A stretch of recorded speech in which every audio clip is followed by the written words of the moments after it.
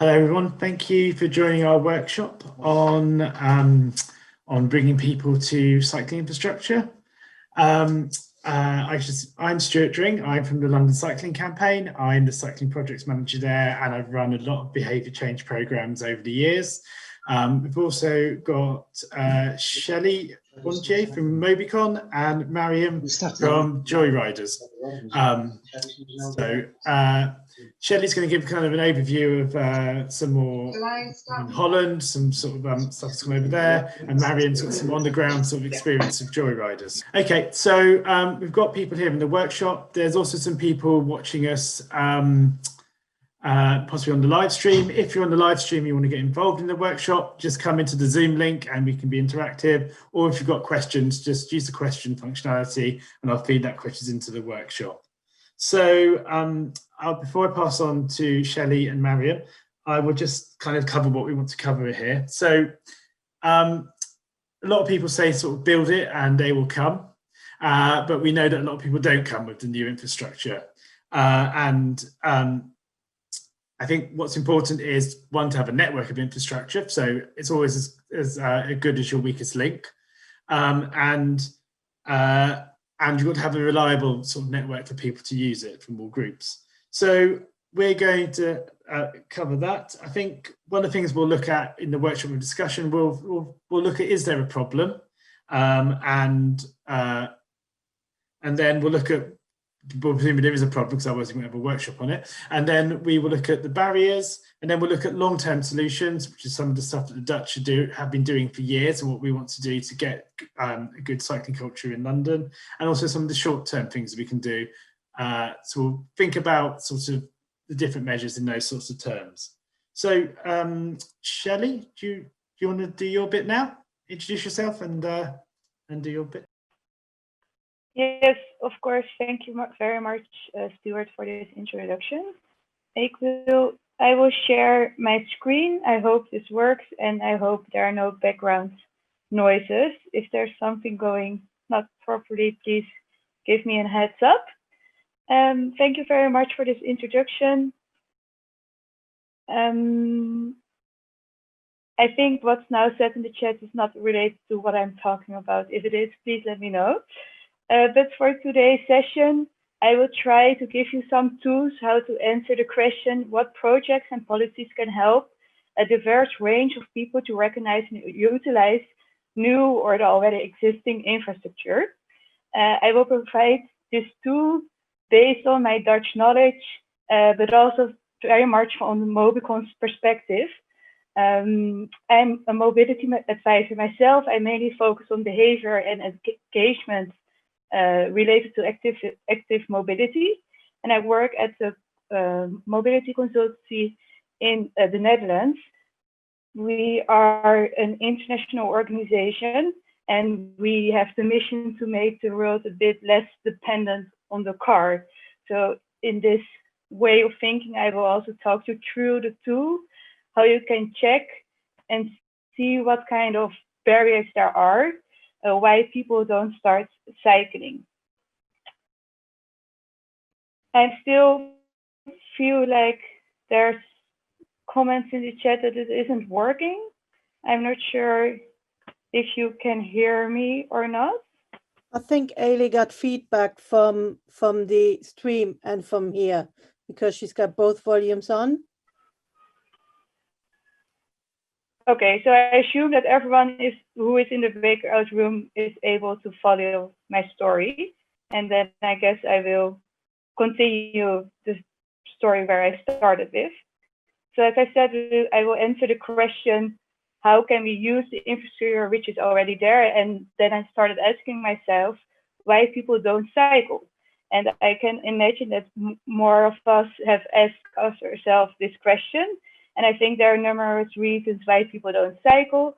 For now, I will not go into barriers related to infrastructure. I think there are loads of other breakout sessions where it's a bit more focused on infrastructure. And I can totally imagine that it can become very frustrating once you know the infrastructure is there and people aren't using it. So I assume you might have asked yourself why people aren't cycling. just to give you some insights from the Netherlands. Although you might feel like, or loads of Dutchies are cycling, or infrastructure is almost perfect, still in the Netherlands there are also quite some groups who don't cycle. For example, in the city where I live, 90% of all high-income households own a bicycle, against 62% with a low income only own a bicycle. So you can already see there a difference between certain capacities households have. Another example is, for example, that in the Netherlands, children cycle more compared to the middle-aged white men, which is often different compared to, for example, in the UK. And so also in the Netherlands, not everyone cycles. And there are differences between groups. Therefore, it's really important to look further than only the infrastructure, which is already there. And as I said, I will provide you too how I feel like you can look into this a bit deeper. Mainly due to Angela van der Kloof, which investigated this, so I'm happy to share her thoughts. It's based on the idea of motility. Motility is the ability of an organism to move independently using your own energy. The term is often used in the field of mobility to think about which kind of places people can potentially reach.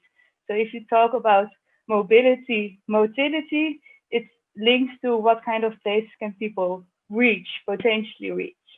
So this is about distances, this is about capacities of people, and it goes a bit further than only thinking about what kind of infrastructure is there.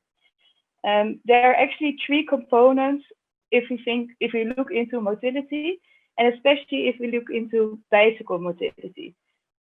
So we have three components. The first is which we call access to. This means you need to have access to the right transport system. And if we talk about bicycle motility, this means you need to have access to a suitable working bicycle. That's kind of one of the key things you need if you want to think about cycling. The second is which we call competences. Competences links to the knowledge and skills of those who want to take part of traffic, which they need. So the competences and skills which they need to take part of traffic. And also for bicycle motility, we have called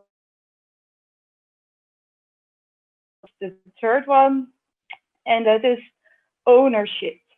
And that one is maybe the most complicated one compared to the previous two, because ownership means that you really want to use your bike to go somewhere. So you feel like, as the sign also shows in my PowerPoint, you kind of love your bike. And it's often a bridge further than only knowing how to cycle, than only having the bike.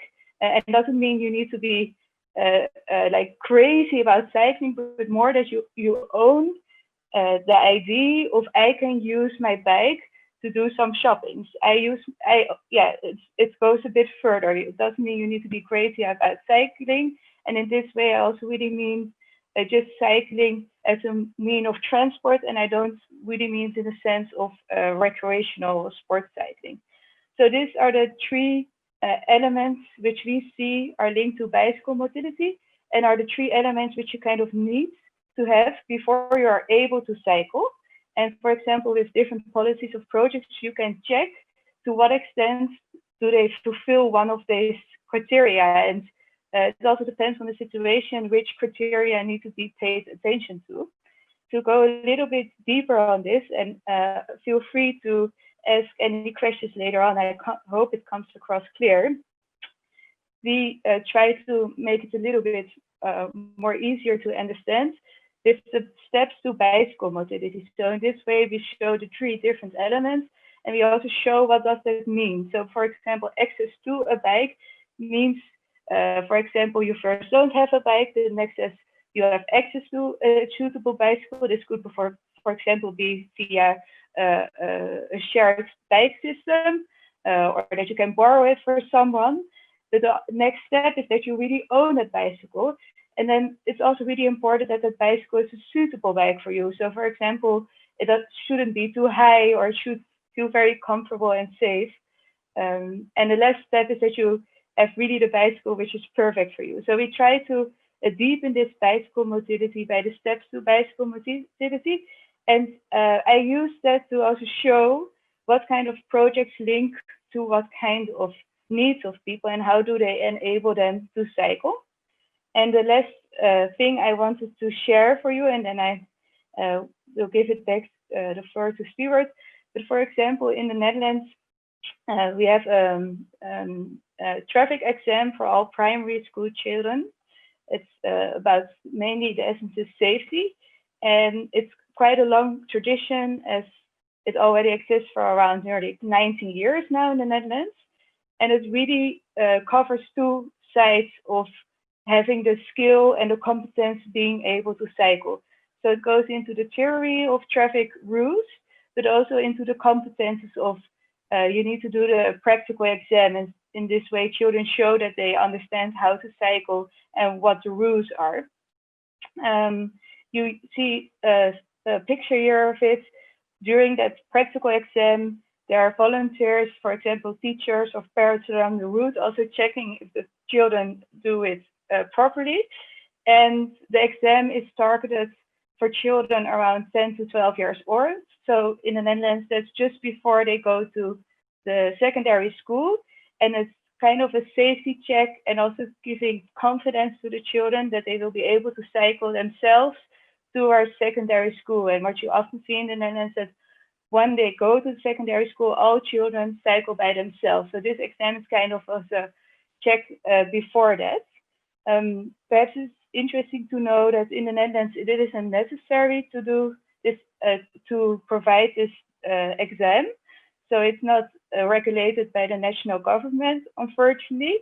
However, almost 88% of all schools in the Netherlands provide it. And if you might have wondered, in essence, every child who takes the exam is able to pass it. So it's not a very thing where you need to be thrilled of or worried that you don't make it. It's a really, playful way of making sure everyone is aware of all the rules and that everyone can safely cycle independently thereafter. I hope you were able to follow my thoughts on the bicycle modality. I'm really happy to discuss those three different elements further.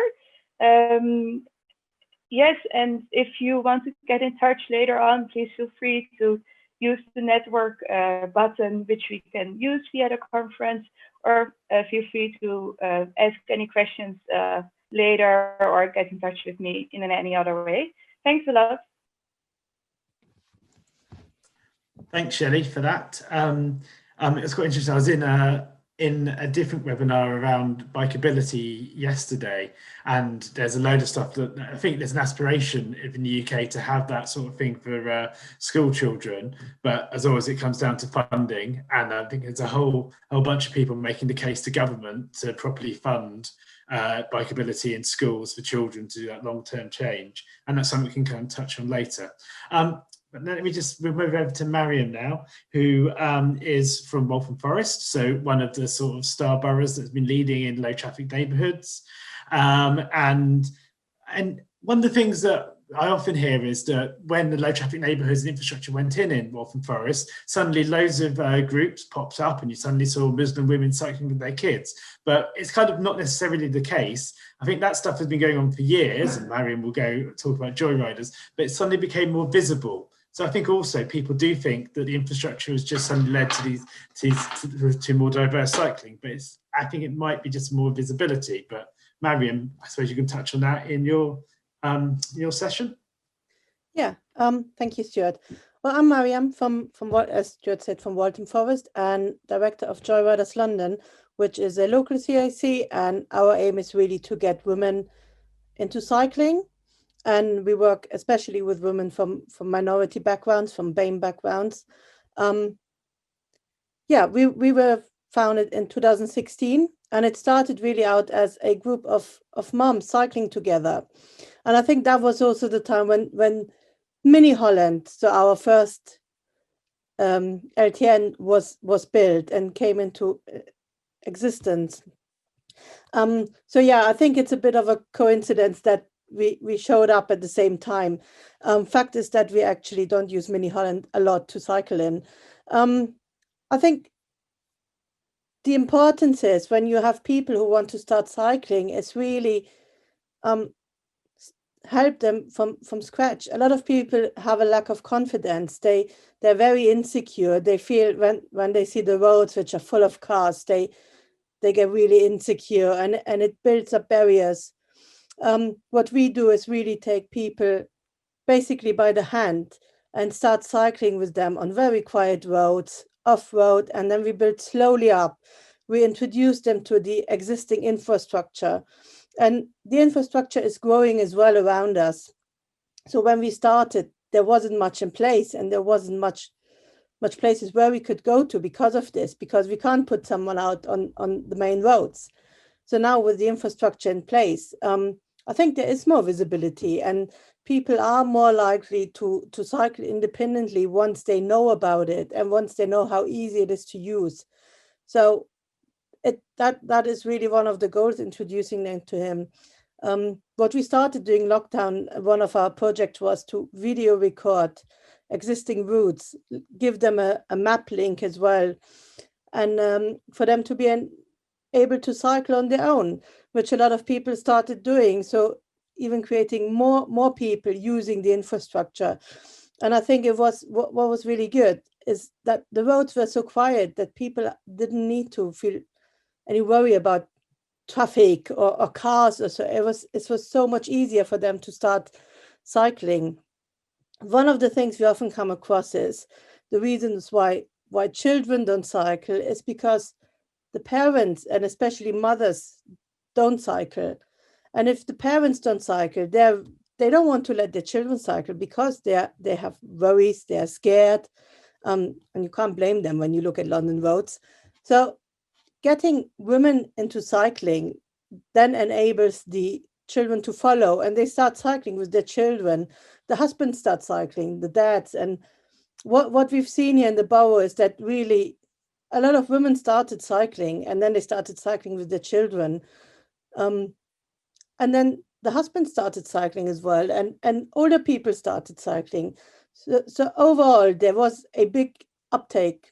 And the infrastructure is just something which enables more insecure cyclists to cycle as well. And over the years, what happened, the infrastructure we had in place, there were gaps in between, and now it got linked up. And these links are so important because no one will cycle if they have a, kind of nice track of cycle path, and then they get thrown out on the busy road again. So linking up those infrastructures is so important, and it's vital. I notice now that, especially since the school started back in September, there are loads more parents with their children cycling to school. There are loads more cargo bikes on the roads, and that is just local to here. So I think, but really starting off with, cycling lessons is something very important. Helping people to overcome barriers, and that's not the main point of the session, but that's really important for them to start cycling in the first place. What Shelley said is access to a bike. Waltham Forest has a bike borrowing scheme where people can borrow a bike for free for a month. Very vital. And I know loads of people who are trained, I work as a cycle instructor as well, who borrowed a bike first once or twice before they took the step and actually bought a bike. Bicycle parking came up in the chat before I saw it. It's also vital, and it's where a lot of people still have barriers because they live in a second floor flat without lift, and they just don't know where to park it securely. And bike theft is very high, so they don't feel secure to leave it outside somewhere. They want to put it in their flat. And if you live, obviously you have to carry it upstairs, then that is a barrier.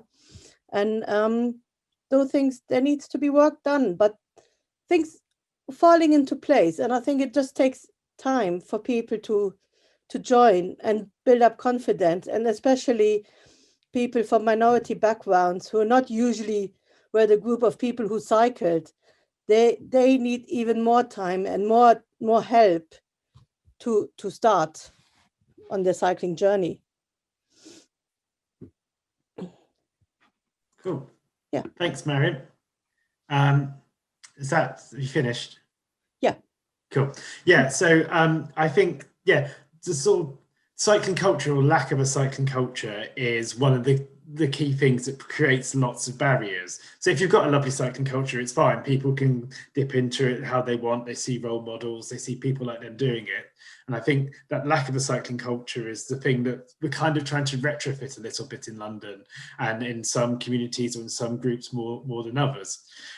So that is one of the things, I suppose, that we can explore. We know there is a problem, and I suppose we're saying that people do eventually come if the infrastructure is there, but we want it kind of to be quicker. We're sort of 40 years behind the Dutch in their journey, but kind of we've got 10 years to do it for things like climate change and tackling active travel and all those things. We really want to kind of be where the Dutch are now, but in 10 years' time.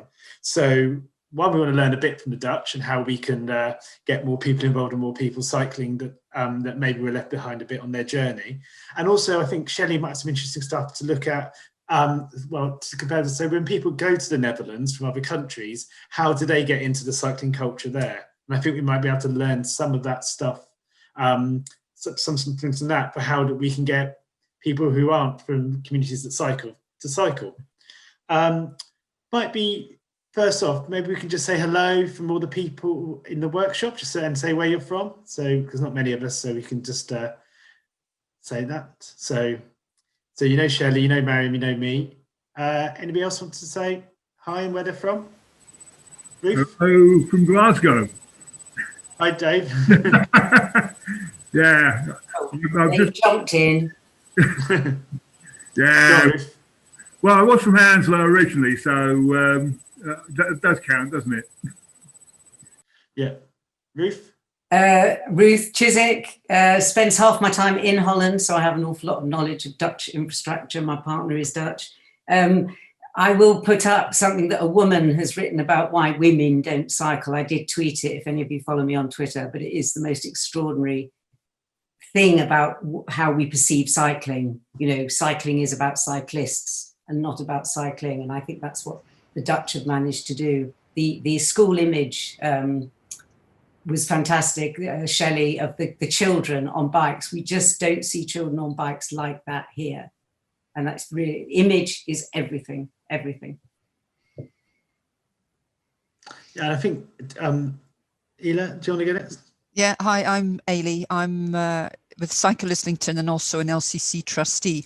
I saw your tweet this morning, Ruth, and I was absolutely horrified, doubly horrified, because it was from a woman saying all those things. I thought, oh, for goodness sake. So, yeah, I quite agree. We need to show we are people on bikes. Cyclists are a very varied group. They're all sizes, they're all ages, they're all colours, they're all types. Some wear lycra, some don't. And I think we should stop having this image of a cyclist being a lycra-clad 30-year-old white, sorry guys, pale, male, stale bloke, because people on bikes are much, much broader than that. It's good that you think Dave and I are 30. Flattery. Yeah. Well, hexadecimal maybe, but not denary or binary. Michelle? Is it Michelle? Yep, Michelle Olstead. I'm in St. Paul, Minnesota, in the States, and happy to be here. This is both it's encouraging to know that we have very similar challenges and things to be happy about. Cool. Okay, so I think we can, if we can talk a bit about the problem and barriers, and we've done it a bit. We can just sort of, it might be worth just identifying some of the groups maybe in our local areas that we think aren't as represented as some others, and think about their barriers. And then if we can go on and then think about some of the long-term stuff we can do, which is a lot like the Dutch have done around getting school children to cycle, creating that cycling culture from that they've done for like 40 years. It's now paying off. So that's good to do. But also, what can we do to help communities cycle now? And what aren't we doing? And is I don't know, a lot of cycle campaigning is quite white and middle class, and how do we bring in other voices and stuff to that? It might be interesting. Ruth. Well, that is about parking, frankly, because those of us who are middle class, and I quite happily say I am, have space, even though it's an outdoor space, but and I had 2 bikes stolen from it, even though it's hidden. But if you live in a tower block or something, there simply is no space to put it. And my experience of Dutch apartment blocks is that they had specific bike places underneath, not in a free-for-all car park.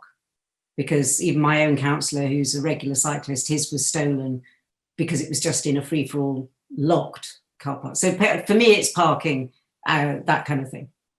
Completely. So for where I live in Tower Hamlets, and Tower Hamlets is the highest percentage of people living in flats, people living in overcrowded flats, and yeah, it always comes back to cycle parking. I live in flats, and we've got that thing. We've got those cheap Decathlon sort of toast rack ones that you can cut through, but I kind of long for a council to kind of apply to funding to put good cycle parking in. So with private stuff as well, we have to go back to all the leaseholders and the people who own the property to set up the service charge, which no one's going to do for cycle parking. But I completely agree, Ruth, cycle parking is a big thing. Dave? Yeah, I was going to say, I'd refer you back to 2003. You may have heard of Trevor Parsons in Hackney. He and I did a study called Home Bike Park. It's very similar to some work I did with Simon Nuttall in Cambridge, and it goes back to 1998 when I identified that residential parking was a very serious deterrent. We had a woman in Edinburgh who had to walk 200 metres to her parents' house to get the bike out, to put the kid and herself on the bike to go out for a bike ride. Needless to say, she didn't cycle very often. And so with Home Bike Park in Hackney, we did a number of examples. In a walk-up, you've got laundry rooms and coal stores, which can be converted into bike parks. And we did a very successful one with one of the housing associations. So I think to refer to Home Bike Park and build on that might give some ideas to see how we can use existing housing stock. We did some conversions on old coal and pram stores, because a lot of the walk-ups had a pram store and a coal shed on the ground floor. And a lot of those have been able to go derelict and be demolished, whereas, you know, they're readily available if we repurpose them. Yeah, there's some good stuff done with that. And I think that's good if you've got your old post-war sort of council blocks. But there's also an issue with all loads of new builds that people live in, which don't have any cycling facilities, except for maybe a corner of a car park and a bit of a rubbish, not even a Sheffield stand. And then you've got compounded the problem of people living in converted terrace housing into flats and all those sorts of things from experience. So there is definitely a thing around cycle parking, and that's probably worse in more deprived communities as well. I did make another point, and it was in the chat, but in Glasgow we've made cycle hire available at the moment it's free until March. The Scottish Government has made all the cycle hire in Scotland free until March for everybody in their postcode districts. But in Glasgow, people with transport poverty could join the cycle hire scheme for a 95% discount, and job seekers got free use, and I think refugees got free use. So that's a way of getting bikes into the hands of people who have transport poverty. It also resolves a bit of the parking issue. You get a good, robust bike, which is stored and available at the end of the street. You don't have to lug it upstairs. It's on the street, and it's somebody else's problem if it gets nicked. Yep. Sorry, Stewart, if I could jump in there. Yeah, go on. You're very lucky, Dave. You've got a very enlightened government up there north of the border, on the right side of the border. But I think there's a big onus on councils to do more for people who want bike parking. I bang on about this all the time, but in Islington, to park a single bike in a bike hangar costs £107 a year, plus I think it's £25 for a key deposit. Whereas if you have a electric car, you can park it for £0. And if you've got a small engine car, it's 50 quid a year or something like that. So local councils really need to join up the dots on that. Maybe they need encouragement from in London from the GLA or from the you know, Will Norman or from their local councils or whatever. But if you want to get people onto bikes, you've got to give them somewhere safe to put them. And I know that bike hangers aren't always safe. You can open them like a sardine tin if they're not properly designed. But you can't have people lugging bikes up and down stairs. If you've got children, if you've got shopping and you've got a bike, it's a lot to ask of people and it's just not going to happen. So I think there's an onus on local councils to make it a lot easier for people. Yeah, and I think it's quite varying, isn't it? The cost for cycle hangers across London, and some councils subsidise it more. I know with Lime bikes, Lime and Jump being the same now, the e-bikes, they've just done a half price scheme, I think, or reduced price scheme for people on low incomes. So there is a bit of stuff happening in London, but yeah, completely sort of, I don't know. There is definitely a thing about giving people access to a bike without necessarily them owning a bike. And there's ways that we can maybe correct that. Is there much more to say on cycle parking? We could do a whole day session on cycle parking. So I'm just kind of being a bit wary not to go down the cycle parking rabbit hole. But I know a couple more quick points. Ruth, do you want to say something? Well, I suppose it is another point. Michelle just asked about why it takes so long to get a rack outside a restaurant. It's still about the whole image of cycling, which is that it's not an acceptable thing. And therefore, still, you have to have a debate. I mean, why should we have a consultation about a bike rack outside my house when anyone can put a 4x4 there once a parking space has been made? So once a parking space has been made, that parking space could be for anything, like the Brenda Pwitch did in Hackney. And it's to do with image. I still think it's the fact that some councillors, Vincent, what's he called, the London guy? Married to Rita. Vincent Stopes. Him, you know, they still see cycling as something to be alien. Living streets, some of them sadly still see cyclists as something to be alien. We have to normalise cycling, and that has to be done through the media, through your own promotions, all that kind of thing. It's huge. It really is important. Cool. If that's okay. Shelley, were you about to say something? Sorry, I thought maybe I can just chip on here. I think the image of cycling is really important, and that's what I also meant with the ownership. So people want to become part of being able to cycle, and don't have any negative or bad image about the cyclist. Because if you look at the Dutch way of cycling, it's a very egalitarian. Everyone is cycling, so there's not one particular group. And people don't have any bad relationship with the cyclists. So I think that whole discussion is not what we currently see in the Netherlands. And I think people easily become part of just the person that cycles if the ownership is increased. And I think the bicycle storage issue, which you're just discussing, is also really different compared to my experience in the Netherlands. I think one major thing is also that you don't have to have an expensive bike to cycle. And then it's also less important that it's secured and locked. I never put my bike inside. It's always outdoors and it's on a single lock, and I don't have an expensive bike. So maybe it's also something about the access to affordable bikes, second-hand market, which still needs to grow. And I think it's a pity if we really focus on the expensive bikes. I know if you talk about cargo bikes, or if you have maybe tools or seats for your children, it's more important to have it locked. But I think just having access to the very common regular bike, which you here in the Netherlands can buy for secondhand, sometimes between 30 and 50 euros. I know it's not accessible for everyone, but I think having to lock your bike also is linked to having an expensive bike. And I'm not sure if that's really needed. Yeah, we had somebody come and work in LCC who lived in Amsterdam, and she just said she accepted that her bike would be stolen every few months, and then she'd just buy a new one. It's just the bikes go recycling on the big system. But yeah, that's one of definitely the big differences I think between the Netherlands and Britain, is that we have a lot more expensive bikes, and then that creates those barriers around cost. And also we have more kit, and we like to have more kit, and we're sold more kit and all that sort of thing. Stewart, what I wanted to point out is if I'm wondering if you need to focus on lockers and secured parking, or you can rather focus on having bikes that don't have to be locked away and don't cost fortune, so you're not as worried that it's out on the street. Stewart, can I come in, Stewart? Yeah, good. Well, three things. One is that in Netherlands, it's legal to have bikes with no cables on at all and one speed.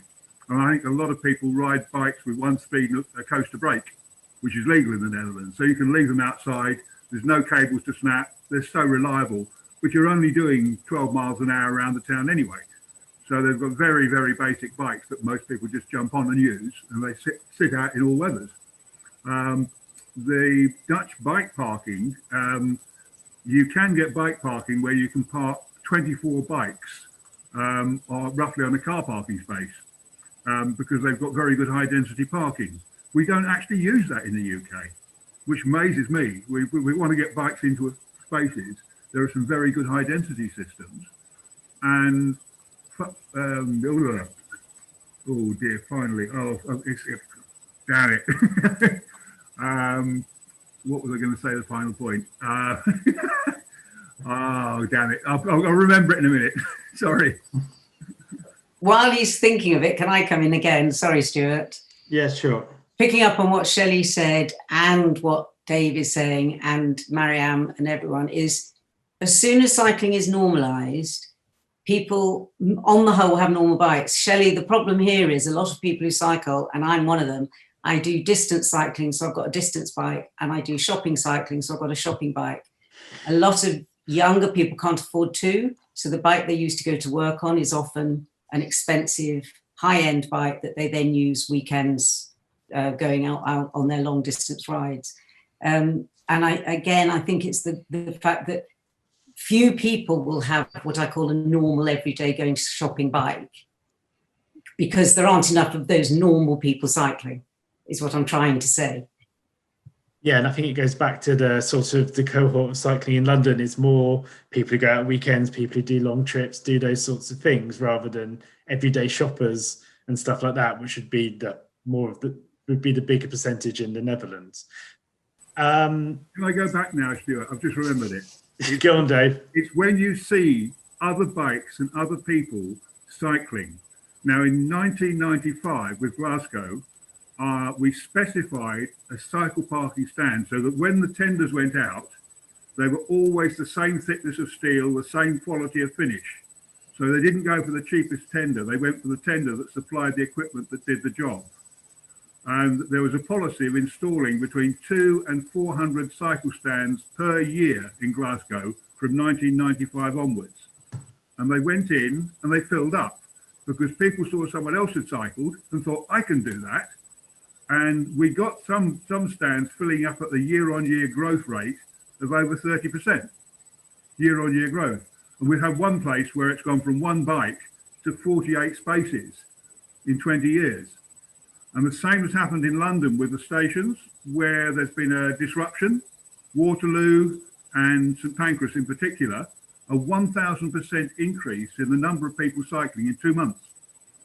Because somebody saw someone else cycling, I can do that, they're doing it, I'll follow them. And I think that's one of the things we need to get on display in the streets, and perhaps having the boroughs looking at a policy of we're going to install cycle parking stands year on year with a total. We'll talk to the local residents, the local businesses, anybody wants cycle stands, and we put them in. Cool. Okay, so Can I come in there? Yeah, go on, Claire. Sorry, yeah, because I was trying to come in before. So my name's Claire, and I'm the Cabinet Member for Sustainable Transport, Environment and Clean Air in Lambeth. So it's great that everybody wants more cycling. We've identified that actually cycle stories is a huge barrier to people who live on estates not cycling. And hearing what Miriam was saying about getting women cycling and people from different communities, absolutely totally support. What would be really helpful to us boroughs who have literally no money after 10 years of austerity, and now we have another massive billions of pounds in COVID funding gap, would be to lobby government, because the emergency funding they've given us, Andrew Gilligan doesn't really believe in bikeability very much. And so we're given money to do emergency interventions, but not all the bikeability around it. And I agree council should be doing more, and we need to be equipped to do more, and we really want to. Now in Lambeth, we're investing our own capital in it, but we have decisions to make around, you know, we've got 5,000 children who live in temporary accommodation, all these pressures. So it helps us if we can be making the argument and having support of different groups supporting us and lobbying the government to say cycle infrastructure is great, you know, livable neighborhoods are great, but we have to have the money also to do the training, to be able to give bikes for free, to do the school training, to have the cycle parking, etc. We wouldn't have the money to be constantly installing it. So it would be great to lobby the government on that, because we really need that. And at the moment, the TfL, Transport for London settlement, has only gone up to March next year, and we don't know what's going to happen after that. And it's vital for all the reasons everyone's been saying that we get more people walking and cycling. So yeah, that's what I just wanted to put in on behalf of local authorities, because we want to do it and we need advocates and we need support out there. And so lobbying the government saying we should have the funding to do all that would be great.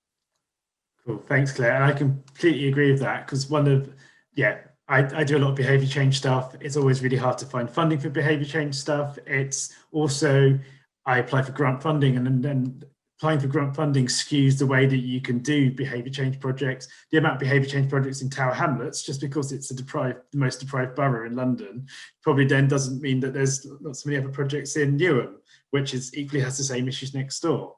And this really takes us a bit on to something I want to talk about, which is about the importance of like community projects and those sorts of things in getting people cycling. This is a bit what Dave said, getting people seeing people cycling, and how important it is for people to see people cycling that are like them and think it's for them.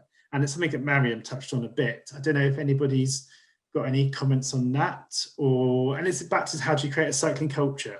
So there's one example that I got told about, it's a couple of years old, was in Somerstown, just around the back of King's Cross, Euston, central London. There was a big Somali community there, and they were refugees, and there was no cycling culture because they're refugees and they've just moved to a new country and everything like that. But somebody did a project there, and then within a few months, really, you've got loads of mums and kids cycling around on cargo bikes around the area. And then they went on and did Ride London. We lent them the cargo bike to go and do Ride London and cycle around on the free cycle. And that's great to see. So I don't know, maybe some views on the importance of like community projects and that. Anybody got anything to say on that? Oh, I'll go. Hounslow have got a very good scheme run by a woman called Fatima Ahmed, which is called Biking Bells. I don't know if anyone's heard of it, but they're in West London, and she's doing phenomenal work getting ethnic minorities onto bikes and women, and it is very successful. Still, it's got to stop being seen as niche. That is the biggest problem. You know, it needs on every bus stop, on every signboard, and everywhere. And I think Bikeability really needs to be funded in every single school, personally. Yeah, I think we probably all agree on that. And it's for the government to put a lot more money into that up to the Dutch levels. Mariam? Yeah, I think what Ruth said, it's really valid. You have to see people out there. When I started cycling here in Waltham Forest, there were almost no women in hijab cycling. And now you see women from all sorts of backgrounds cycling here. But the moment I come out of Waltham Forest, there are none, or very, very few. Yesterday I cycled all the way down to Brixton, and you know, you don't see minorities on bikes, and that's really a shame. And I think there needs to be much more done, especially in inner London boroughs as well, to get minorities on bikes, and not just Muslim women from all backgrounds, and from there other people will follow. And it's often, you know, knowing the barriers, breaking down the barriers. And I see Carolyn got her hand up. Carolyn is the founder of JoyRiders. So she got a lot to say about that. Is that right? Sorry for arriving late. I was it was hard to choose between all the different workshops. I might be repeating things that Mariam's already said, but I think one of the key things is the approach that we had in Waltham Forest, where Waltham Forest Council paid for Mariam and myself and some other people that I recruited, some other women from diverse communities, to train as cycling instructors, first as ride leaders and then cycling instructors. And that has made a huge difference, because we can reach people that wouldn't normally access cycle training because either they don't know about it or they don't feel confident or comfortable to do it. And we're able to deliver sort of culturally appropriate training to people. They get a particular type of experience and they feel more comfortable doing it with someone that they know. So we've been able to basically train, you know, all the other mums from all the other local schools. And that's been really important, because what we know as cycling instructors, and Mariam might have already said this, it doesn't, you know, it's great go and train the kids at the schools, but if their parents don't cycle and they don't have access to bikes, then they're not going to cycle in future. And I would also say that representation is really important. So making sure when you're promoting your cycle training or your lead rides or whatever it is, that you have images of lots of different communities, people from, you know, people with disabilities riding different types of bikes, cargo bikes, people from different ethnic backgrounds. But you need to also make sure that you're not promising something you can't deliver, so that when people then go and book a place on a lead ride or book cycle training, that there is a diversity of the workforce there. And I think the cuts to the cycle training budget is really big. It's a really big problem. I would just echo what Ruth said about Fatima's excellent work. We're linked with her through the Muslim Women Cyclists Facebook group. We met her at the House of Commons with the Women's Right to Parliament, and it's been really good to see her own personal journey as well, in terms of how she started cycling longer distances. Cool, thanks. That stuff around getting people, helping people cycle, I'm going to do a bit of a plug here for a scheme that we're doing at LCC, which is Cycle Buddies. So one, it's to do, course of the cut in cycle training funding, there is a bit of a gap, I think, in helping people who are returning to cycling to ride. And at LCC, we've putting our Cycle Buddies program in, which is where you get an experienced cyclist to help a less experienced cyclist with route planning and stuff like that. So we've got that going in 16 boroughs. It's all going pretty well at the moment. And we are about to try doing around some hospitals as well, and trying to reach out to more of a BAME audience and stuff like that as well. So that's us trying to address the issue of people not knowing someone that they can go and ask to go and cycle. So I don't know, the first time I cycled in London, I went and cycled with a friend who got me into cycling, and then I did my practice runs and went round Old Street Roundabout and stuff like that. But lots of people don't have that person they know that cycles, and that's where I think Cycle Buddies can try to do that. It's just that sort of community, somebody from your community, whatever that is, to try to encourage you to cycle more or take that step. I think it's really important, though, that anyone who is putting themselves forward as a cycle buddy, and you've probably got this in the scheme, does their level 3 training. Because, I mean, I recently did a ride with Muslim charity, a women only ride, where we went from London to Southend, and those that were leading the groups and, you know, giving up the time as volunteers, that was great. But they were sort of filtering on the left and, you know, not really following good practice. And then you're sort of, essentially, you can pass on bad habits to other people.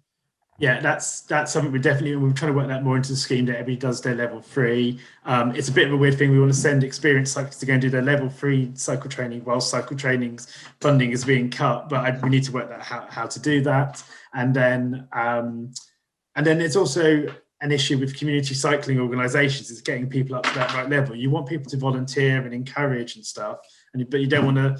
But you want people not to pass on bad habits. And particularly in LCC, we've had a lot of people doing community cycling stuff for a long time. And it's quite hard to get old white men to go and do a cycle training course, really. It's frankly, is how it is. And that's what I spend a lot of my time doing, trying to gently point out that a level, some sort of cycle training might be good as a refresher, like a first aid thing you have to do. Who's got their hand up? I was just wondering, I know there's the Tweed run, and I'm sure there are many, many other similar things, but is there no way we could do a ride just for women, and we could do a ride round London just for women? And sorry, men, it's not your gig. Go away. It's just for us. Could we not, once we're out the other side of COVID, that might be something that we could do. Yeah. It's good idea. It's something. And for Muslim men are the ones that I see that are least represented in Tower Hamlets with cycling. There's loads of Muslim men's cycling groups, though, if they wanted to join.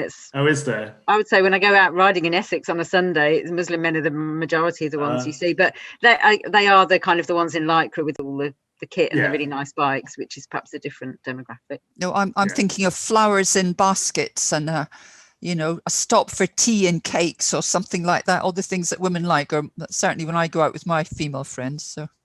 Well, I like cake. We did have a posh women's ride. We've had some posh women's rides because. Sorry, Dave. What's a posh woman? Is it the fancy women's ride? That's it. Fancy women's ride. That's it. You know, flowery print skirts. You know, actually looking the full sort of feminine part rather than someone wearing lycra shorts and God knows what else. So really going for the sort of fascinators instead of helmets and things like that. Really going to town on the look of chic. Well, I think Stephanie, is this something you want to contribute? Yeah, sorry. So I am a cyclist. I don't wear lycra. I don't want to go on women's rides. I don't want to, you know, I just want to go from A to B as safe as possible. So I get like your point, Dave, and I get Eddie's point about, you know, women's rides. So like, I organise women's rides in Thamesmead, where the predominantly of all of the people, it's not even an exclusive women's ride, it's just a cycle club. It just happens to be that all of the people come are A, women, or B, from a BME background, because that is want to do it. And it hasn't been advertised as that. It hasn't been, you know, we've just normalised it as in, you know, whoever wants to come, just make it relaxed as possible and, you know, keep it open. So if like Joe Bloggs wants to bring her child and the child can, you know, keep up with the group for whatever reason, like we're talking around the park. We don't go anywhere outside the park. We do 2 laps of the park, or we might go to the next park if we're really lucky. But it is generally about completely normalising it, because actually, you know, I would love to ride longer rides, but I don't have the time. I have a child, you know, I live in the city. All of these barriers like are pushed against me as somebody who's a competent cyclist. But I just think, well, you know, actually just make it normal. I turn up to the school every day on my bike, but I'm probably the one and only mother that does that. But I could go up in my jeans, my trousers. I don't wear lycra. Occasionally, I probably wear my helmet most of the time, but I might not.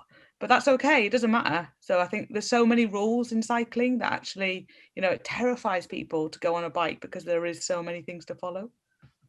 Sorry, thanks. Thanks, Stephanie. Completely that. I'll just say one thing and then pass to Mariam. I think, yeah, that sort of image around safety and breaking down some of those perceptions around safety and cycling isn't as scary is definitely some of the thing. And that's where I think that having people, you know, role models or whatever you want to call them, can help do that. Mariam. I think the ultimate goal really is also with all these group rides and the led rides is really to encourage people to start cycling on their own eventually, show them the areas they can access. Last time we've had a ride just before this lockdown to Spitalfields Market to show them how easy you can actually get into the city. And a couple of them actually went after that on their own with their families, which that's what we want to see. I think creating that independence and really showing and hope that they see cycling as real alternative to a car and as different form of transport which they can use more than a car, especially in local areas, and that the city isn't as scary. So yesterday when I went down to Brixton, which is a long ride, and I've done this ride before last year around the same time, and yesterday what I noticed is there were loads of families with children cycling to school, and I haven't seen that before, and really on quite busy roads. So it's a long journey. It's like 10 miles. And but I saw children on bikes on the roads and family cycling, parents cycling, and you know that was so nice. And that means there is some achievements are already there, and it needs to be pushed a little bit further. It's still very white middle class British, I would say, rather now than male. So it goes more towards family cycling now. But I think the minority communities, which are quite large in London, they still need to take a bit further steps to get there. And I think what Stephanie also just said, you know, you do the school run with your child and you end up at the school gate and you're the only woman cycling to school with their kids. And that's what I experienced for years, that I turn up at school and they're like, in a school of 1,000 kids, you got 3 bikes there. And it shouldn't be like that. It should become the norm that you cycle with your kids to school rather than dropping them off by car. And I think what people need to understand also, the less you drive, the less cars are on the road and the safer it is to cycle. And what I noticed when I moved here is that people are very scared, and you don't, I'm Dutch originally as well, and I grew up in Germany, but you don't have that much fear there. And I think that massive amount of traffic creates a lot of fear and insecurities in all communities, really. Cool. Thanks, Mariam. I think we're going to have to wrap up soon. So I think I'm going to give in a minute the last word to Shelley, who can just hear what we've talked about here in the UK, and just is there anything sort of that chimes the Dutch or not. But I think in the chat there's comments about community projects, and I think one of the things that I just want to say about that is it's great. There's lots of community projects and you have lots of volunteers doing stuff, but I suppose lots of funding organisations think that volunteers are free, and they need an organisation like LCC or JoyRiders behind them, and they need funding, and I like the TFL's tiny cycling grants and stuff like that, and there's so much could be done if a bit more money went into supporting community projects and behaviour change stuff, and it's what Claire said before, it's just the government putting more money into the behaviour change programs. But Shelley, do you want to just give a quick 1-minute roundup on what you've heard and any reflection on that? Yes, of course. I'm really happy to hear that there are so many great initiatives which are really focusing on making sure that people have the right competence and skills and feel comfortable on their bikes. I think that's very important and probably the first steps. I hope that it will be, I think a focus on how do you make sure that policymakers or councillors understand why it's so important to invest in certain trainings. So I think it maybe helps to think about how you can make that clear. And I think having access to a bike, having the skills is kind of the basic steps, and then you need to take it a step further. And it would be great to think a bit more about that, like really think about solutions or steps to take, how you can make sure that bicycle culture starts existing. I think, as Mariam said, also going to places and show people how easy it is to reach there is really helpful to make it to show that it's a transport, a means of transport, and a way to travel from A to B, and it's accessible for everyone. But it feels like you're doing great stuff, Al, and I hope that there's more to come. Cool. Thanks everyone for an exciting session. If you can go back to the main link, then there'll be a wrap-up session shortly, and I'll feed back some of the comments that we've had into that session. So thanks very much. If you want to talk to anybody, you can use the networking thing within the main portal, or just get in contact with me and I can pair people up and stuff like that. So thanks everyone. Bye. Thank you very much. Bye.